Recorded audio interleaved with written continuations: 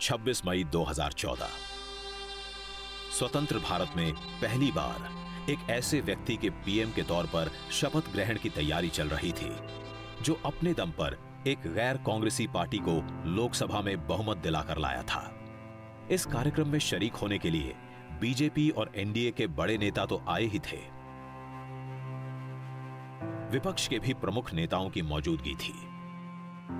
सबसे खास बात थी भारत के प्रधानमंत्री के शपथ ग्रहण समारोह में सार्क देशों के सभी शासनाध्यक्षों का शामिल होना।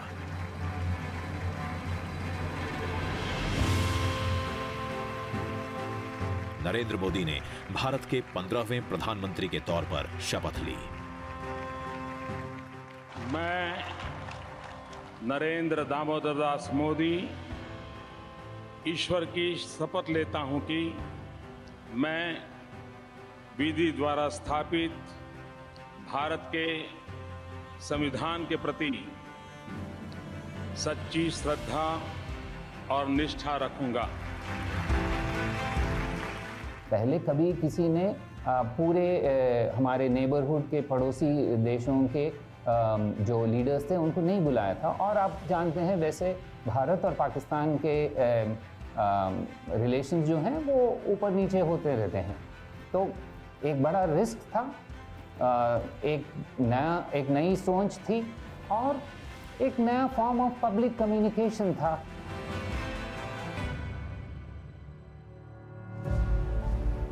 सत्ताईस मई 2014 प्रधानमंत्री बनने से पहले नरेंद्र मोदी केंद्र में कभी मंत्री तक नहीं रहे थे, लेकिन बड़े निर्णय लेने की उनकी सरकार की रफ्तार ने तुरंत जोर पकड़ लिया।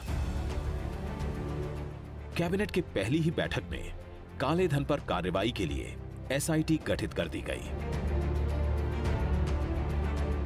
इस एक फैसले से बहुत सारे संदेश एक साथ गए। पहले कि ये सरकार मोदी जी के नेतृत्व में will stand by its resolve of zero tolerance towards corruption.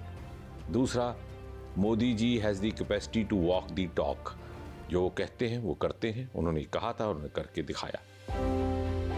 15 अगस्त 2014 लाल किले पर नरेंद्र मोदी पहली बार ध्वजारोहण कर रहे थे। अपने भाषण में उन्होंने देश के विकास का ब्लूप्रिंट सामने रखा। अगर आप 12 घंटे काम करोगे तो मैं 13 घंटे करूंगा, अगर आप 14 घंटे काम करोगे तो मैं 15 घंटे करूंगा। क्यों? क्योंकि मैं प्रधानमंत्री नहीं, प्रधान सेवक के रूप में आपके बीच आया। स्वच्छता पर जोर दिया और इसके लिए जन भागीदारी की वकालत की। स्वच्छ भारत का एक अभियान इसी 2 अक्टूबर से मुझे आरंभ करना है। हिंदुस्तान की सभी स्कूलों में टॉयलेट हो, बच्चियों के लिए अलग टॉयलेट हो, तभी तो हमारी बच्चियां स्कूल छोड़ करके भागेगी नहीं।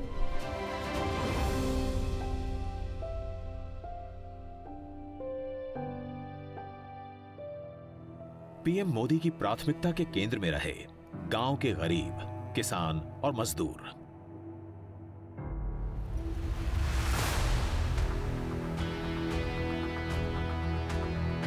सरकारी योजनाओं का सीधा लाभ पहुंचाने के लिए जनधन योजना बनाई गई। 28 अगस्त 2014 को यह योजना लॉन्च हुई। जीरो बैलेंस की सुविधा के साथ बैंक खाते खोले गए। ऐसे खातों की संख्या 43 करोड़ के आंकड़े को पार कर चुकी है। इनमें तमाम योजनाओं की रकम पहुंच रही है। डायरेक्ट बेनिफिट ट्रांसफर के कारण बिचौलिए सिस्टम से गायब हो गए हैं।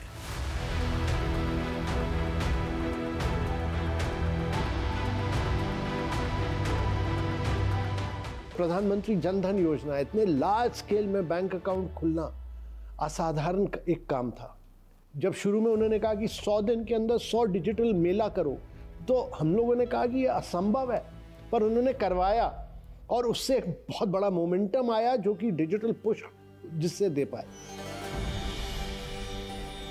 2 अक्टूबर 2014 स्वच्छता अभियान को धरातल पर उतारने का काम गांधी जयंती के दिन शुरू हुआ। पीएम मोदी खुद वाराणसी पहुंचे। 80 घाट पर फावड़ा उठाकर सफाई की। इस अभियान में क्या आम और क्या खास, सभी जुड़े।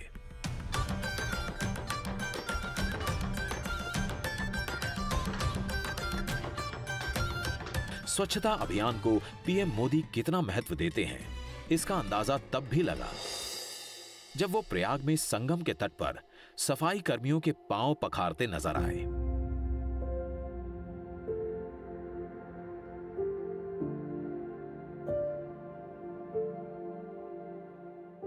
मोदी देश के सबसे कमजोर, सबसे गरीब लोगों के पांव अपने हाथ में उठाकर बड़ा संदेश दे रहे थे।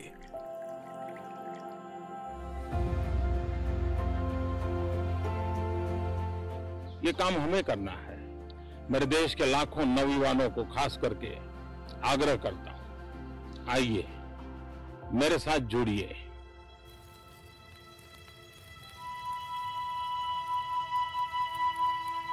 महिलाओं को खाना पकाते समय धुएं की तकलीफ से निजात दिलाने की कोशिश थी मोदी की। उनकी आंखों में बचपन की वो तस्वीर तैर रही थी जब मां हीराबा अपने पति और बच्चों के लिए भोजन बनाते समय चूल्हे में फूंक मारते हुए हाँफ जाती थीं। आंखों से आंसू निकल जाते थे।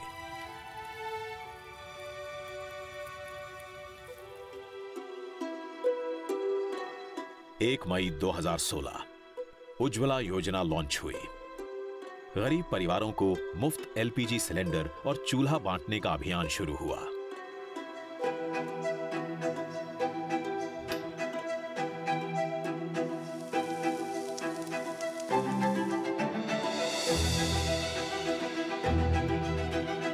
गरीबी के बीच गांव में बिताए हुए शुरुआती वर्षों ने ही मोदी को शौचालय से लेकर गरीबों के लिए पक्के मकान, अच्छी सड़कें, शुद्ध पेयजल और 24 घंटे बिजली सुनिश्चित करने के लिए प्रेरित किया। जब आजादी के 75 साल हो तब हिंदुस्तान में कोई परिवार ऐसा न हो जिसका अपना घर न हो। मोदी गुजरात के सीएम रहते हुए इनमें से कुछ काम कर चुके थे। देश के पीएम के तौर पर इनको और बड़ा और असरदार बनाने में जुटे। मुख्यमंत्री से प्रधानमंत्री तक के दौर में उन्होंने जो कुछ भी कहीं पर किया उसको प्रधानमंत्री के रूप में आते आते साइज एंड स्केल देने का काम किया, उसको बड़ा करके दिया। नर्मदा वहां पर किया तो नमामि गंगे यहां पर किया, वहां कच्छ में घर बना कर दिए तो यहां पूरे देश के लोगों को घर बना कर दे रहे हैं। गरीबों, महिलाओं, किसानों की चिंता और इसके लिए जरूरी प्रावधान करते करते मोदी बड़े संस्थागत सुधारों की राह पर भी तेजी से आगे बढ़े।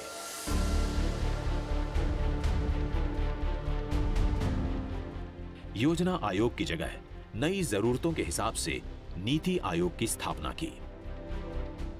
नीति आयोग सेंट्रल गवर्नमेंट की एक ऐसी एजेंसी है जो स्टेट्स में जाकर स्टेट्स के साथ काम करता है। ये कई यूनिक चीज़ें करता है, जैसे एस्पिरेशनल डिस्ट्रिक्ट जो कि हमारे देश के सबसे पिछड़े हुए डिस्ट्रिक्ट्स हैं। इसी तरह अटल इनोवेशन मिशन हम चलाते हैं, जहां हमने करीब 10,000 टिंकरिंग लैब शुरू किए, इंक्यूबेशन सेंटर शुरू किए।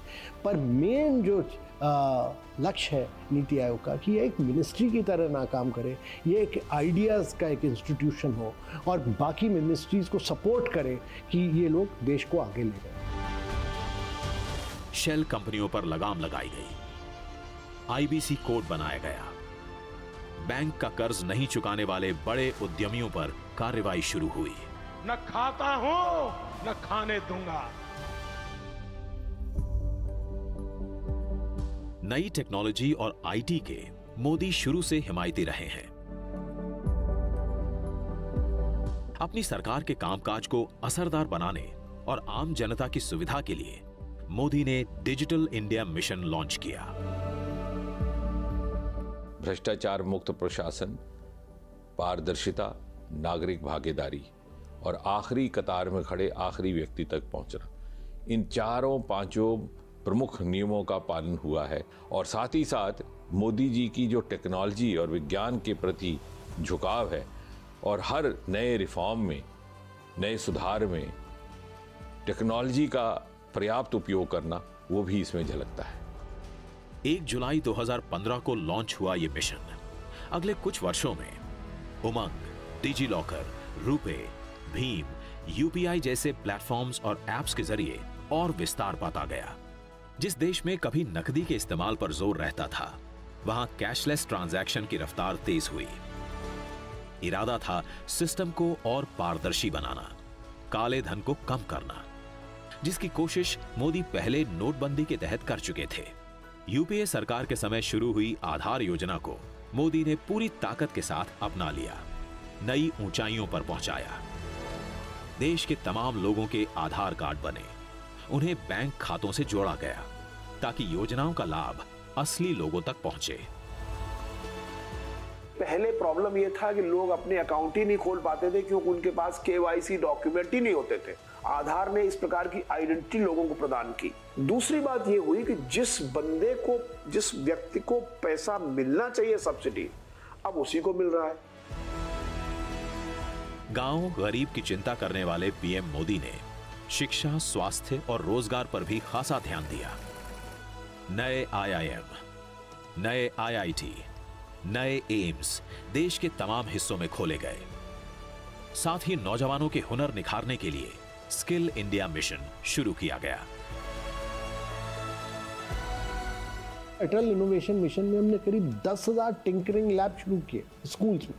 5वीं क्लास के बच्चे जाकर 3D printing, robots, internet of things, artificial intelligence, ये एक नई सोच उनके दिमाग में आ जाती है 5वीं क्लास के बाद। 7 नवंबर 2015 नरेंद्र मोदी ने अपना एक बड़ा चुनावी वादा निभाया। सैनिकों की 40 वर्ष पुरानी 1 रैंक 1 पेंशन की मांग पूरी की।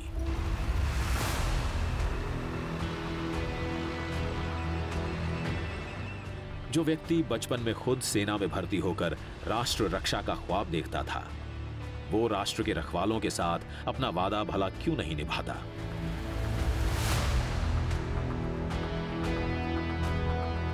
मोदी ने पीएम बनने के साथ ही भारतीय सेना के सामने मुंह बाई खड़ी समस्याओं पर ध्यान देना शुरू कर दिया था। आधुनिकीकरण की सुस्त रफ्तार से लेकर लड़ाकू जहाजों और अत्याधुनिक पनडुब्बियों की कमी परेशान कर रही थी। हमने जितना मांगा था उससे कहीं अधिक बढ़कर के सरकार ने हमको लिमिट दिया कि काम करो। आज आप देखिए डीआरडीओ, दुनिया में जो बेस्ट इंस्टीट्यूशंस हैं, सेंटर ऑफ एक्सेलेंस, वो किस तरह के अपने यहाँ हथियार से लेकर बाकी चीजों में चीजों को बनाने का काम कर रहे हैं हमारे साइंटिस्ट। सेना के सामने खड़ी चुनौतियों का हल निकालने में लगे मोदी सैनिकों का हौसला बढ़ाने के लिए हर साल दिवाली उनके साथ मनाते रहे। कभी पंजाब, कभी कश्मीर, कभी राजस्थान, तो कभी लद्दाख। साल दर साल वो जवानों के बीच जाते रहे। लेकिन जल्दी ही मोदी के सामने एक बड़ी चुनौती आने वाली थी। दुश्मन खुद मोदी के हौसले की परीक्षा लेने वाला था। 18 सितंबर 2016 सुबह के 5:30 बजे थे। उरी की सैनिक छावनी में सोए हुए जवानों पर आतंकवादियों ने घात लगाकर हमला कर दिया।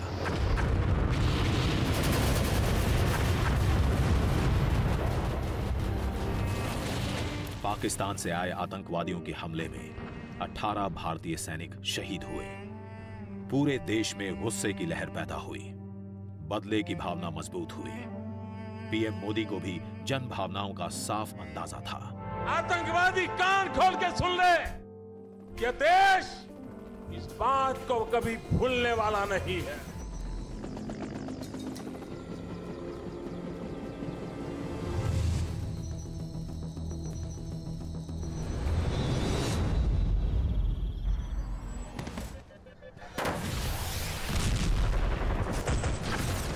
सितंबर 2016 उरी पर हुए हमले का बदला ले लिया गया, महज 15 दिनों के अंदर।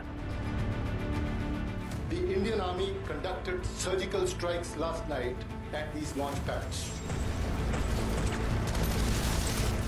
पाक अधिकृत कश्मीर के अंदर आतंकी ठिकानों पर सर्जिकल स्ट्राइक करके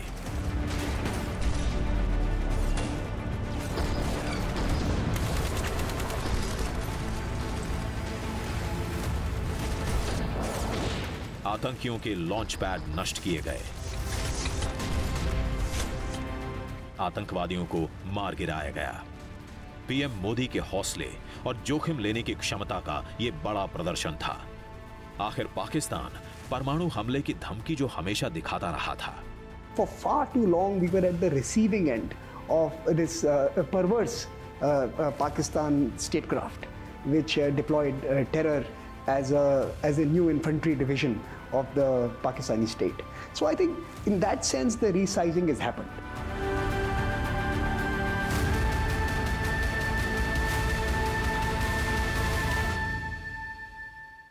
1 जुलाई 2017 सैन्य मोर्चे पर जबरदस्त हौसला दिखाने वाले पीएम मोदी के लिए आर्थिक मोर्चे पर बड़ा हौसला दिखाने वाला दिन था ये।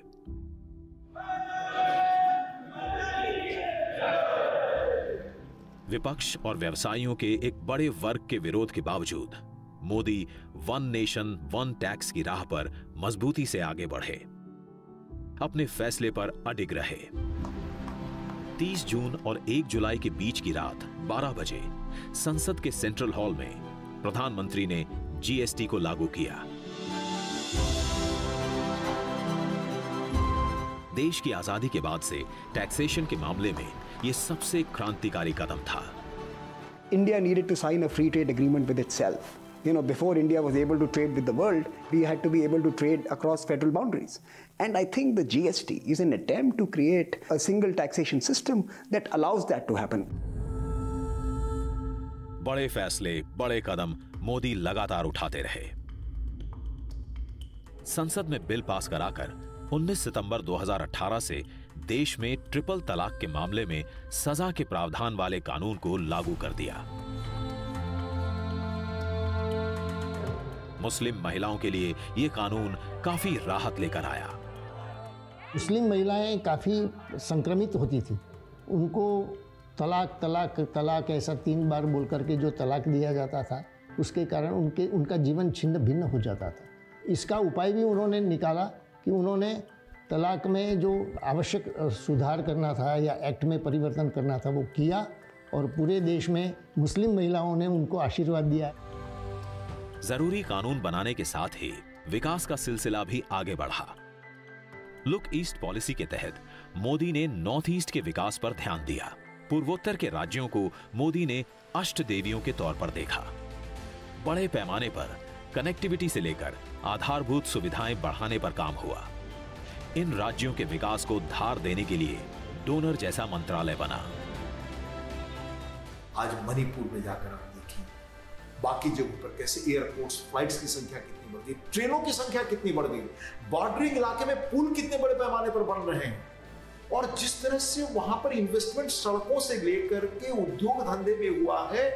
अब वो लोग कहते हैं कि हमें लगता है कि हम तो देश की मुख्यधारा से तेजी से आगे जा रहे हैं। नमामि गंगे, जल जीवन मिशन, उड़ान, आयुष्मान भारत, जन औषधि योजना, मुद्रा योजना, startup India, fit India, make in India देश की प्रगति के लिए पीएम मोदी के बड़े कदमों की निशानी बने। देश को आर्थिक समृद्धि की राह पर ले जाने में लगे मोदी की राह में एक बार फिर से पाकिस्तान ने बड़ी रुकावट डालने की कोशिश की। 14 फरवरी 2019 ये वो दिन था जब पाकिस्तान में तालीम हासिल करने वाले जैश ए मोहम्मद के आतंकवादियों ने सीआरपीएफ के काफिले पर फिदायीन हमला कर दिया।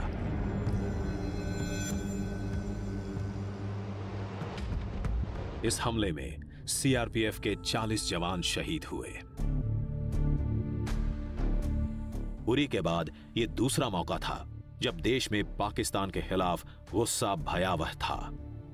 खुद मोदी भी इससे अछूते नहीं थे कि वे बहुत बड़ी गलती कर चुके हैं, बहुत बड़ी कीमत उनको चुकानी पड़ेगी।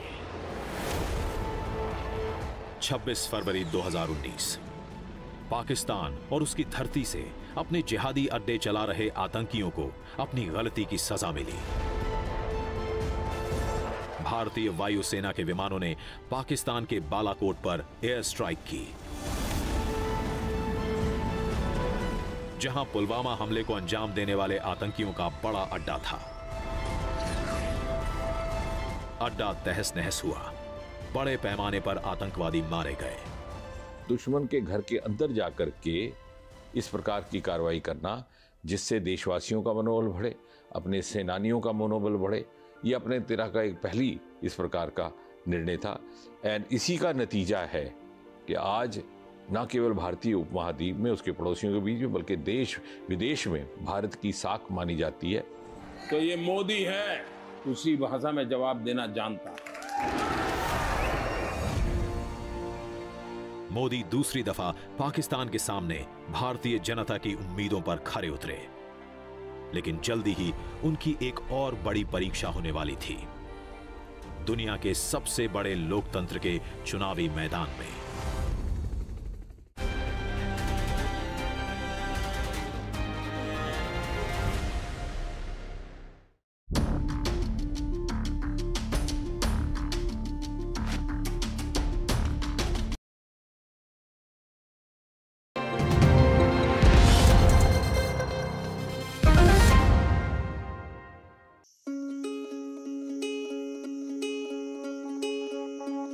কপিকুলৰ আৱাস ভূমি হিচাপে খ্যাত মৰিয়নিৰ হুলুঙাপাৰ গিবন অভয়াৰণ্যত পালন কৰা হয় 67 সংখ্যক বন্যপ্ৰাণী সপ্তাহ।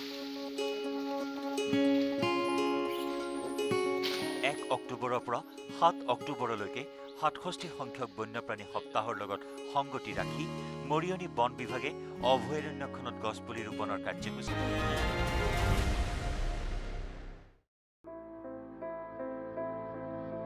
23 मई 2019 लोकसभा चुनावों की मतगणना का दिन था ये। अब की बार 300 पार के नारे को हकीकत में बदल दिया बीजेपी ने। पार्टी को 303 सीटें मिली। एनडीए का आंकड़ा 353 सीटों पर जा पहुंचा। सर्वांगीण व्यक्तित्व विकास जिसको बोल सकते हैं वो सब उसमें है, शारीरिक, मानसिक, भावनात्मक और आध्यात्मिक स्तर पर। और अपने भारत के प्रति अपार प्रेम है, सेवा भाव इतना है। मोदी जी भारत के लिए एक बड़ा देन है। 2014 से ज्यादा बड़ा जन समर्थन हासिल कर नरेंद्र मोदी ने दूसरी बार प्रधानमंत्री की कुर्सी संभाली। मैं नरेंद्र दामोदर दास मोदी ईश्वर की शपथ लेता हूं कि मैं विधि द्वारा स्थापित भारत के संविधान के प्रति। दूसरे कार्यकाल में मोदी की रफ्तार तेज होती गई बड़े फैसलों के मामले में। 5 अगस्त 2019 जम्मू कश्मीर को विशेषाधिकार देने वाले अनुच्छेद 370 और 35A को संसद में संशोधन विधेयक पास कर अप्रभावी कर दिया गया। जम्मू कश्मीर और लद्दाख 2 इकाइयां बना दी गईं, केंद्र शासित प्रदेश के तौर पर। 17 साल पहले एकता यात्रा के दौरान मोदी ने जो संकल्प लिया था, पीएम के तौर पर खुद पूरा किया। 3 महीने बाद ही अयोध्या में राम मंदिर के निर्माण का रास्ता भी साफ हुआ। 9 नवंबर 2019 को सुप्रीम कोर्ट के 5 जजों की बेंच ने राम मंदिर के निर्माण के पक्ष में फैसला सुनाया। 5 अगस्त 2020 को मोदी खुद अयोध्या पहुंचे राम मंदिर के भूमि पूजन के लिए। जो कहते हैं वो करते हैं। मोदी का बड़ा संदेश था, समर्थकों के लिए भी, विरोधियों के लिए भी।